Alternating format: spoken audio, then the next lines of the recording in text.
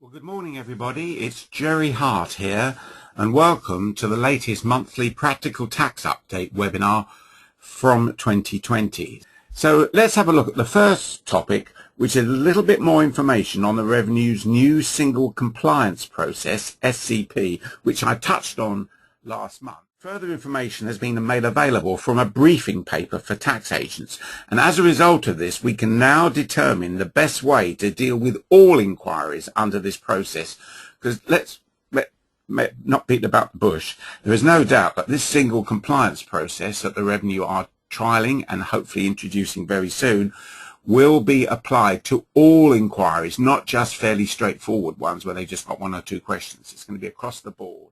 And we're told under SCP they're going to allocate inquiries between one of four levels, 1, 2, 3 and 4, logically enough. Let's have a look at them. And one of the jobs you may have, of course, is to say to the Revenue, well, we think you've given it a too high a level, which will determine the way the Revenue approach the inquiry. Now, level 1 is where there is no need, they say, for a face-to-face meeting. It's the lowest level. And the maximum time estimated to work the inquiry is 1.5 days. Okay, let's move on and look at just one or two what I call miscellaneous tax update topics. First one is pretty fundamental and straightforward. Tax pay slips. I'm mentioning that those clients who've got tax to pay on the 31st of July, obviously the second payment on account for 2010-11, I'm suggesting that they should shortly receive a computerized pay slip. But I believe, in fact, they've been issued to most people in the last day or two. That allows for electronic payment, which we know HMRC are keen for everybody to follow. But in case the payslip fails to arrive, or more likely it's mislaid by your client, as in the past, the Revenue have very helpfully provided a downloadable payslip, and in your notes I'll give you the web link.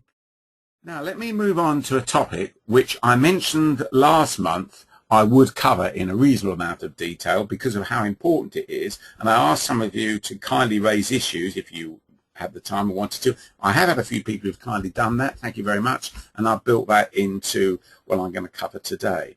But there is no doubt that this new strategy, the future relationship between tax agents and the Revenue, has the capability of changing the face of your tax compliance work. Let's move on and look at what we touched on right at the beginning, these new residence rules coming in from 6th of April. Very interesting. I hope I don't sound patronising, but I think HMRC have to be congratulated, the Treasury, in actually what they come up with. And we don't necessarily have to agree with it all. We might want to change some of the days, but the approach is refreshing. It's too long, isn't it? We've had to suffer the fact that when someone comes to this country or leaves this country, we tell them what we think their resident status is, and therefore their tax exposure, but we always have to have the caveat that really this is not based on legislation. It's based on HMRC practice, well-established practice, but it is still that.